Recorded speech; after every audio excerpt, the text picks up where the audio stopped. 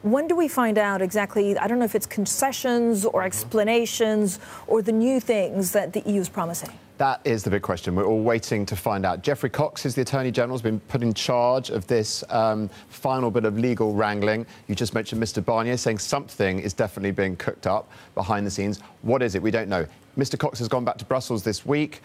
We've been having conflicting reports on both sides about how much progress is being made. That's unlikely. Isn't that unusual in this whole process? But crucially, over the weekend, as you said, you know, some of the more hardcore Brexiteers are looking for a bit of a ladder to climb down. Big report in the Sunday Times about these conditions that are going to set. They're a lot softer than their conditions used to be. Now, there's still a bit of a gap there, probably, in what the EU in public is saying they'll offer. But behind the scenes, talks are going on. And we will see if something emerges this week, leading up to the deadline Mrs May set for this next meaningful vote, which is early next week. So, Dave, is this the ERG, basically, that are coming round because they want to safeguard Brexit? And if they do vote for Theresa May's deal, can she get it through the Commons? Well, you know, really hard to make a concrete prediction, but if you look at all the maths, you've got one big constituency, which is the ERG, those 60, 70, 80 MPs. If they come round to saying we're going to reluctantly back this deal, that's a huge thing. That's not enough, though. She also needs the DUP, crucially. They've been pretty quiet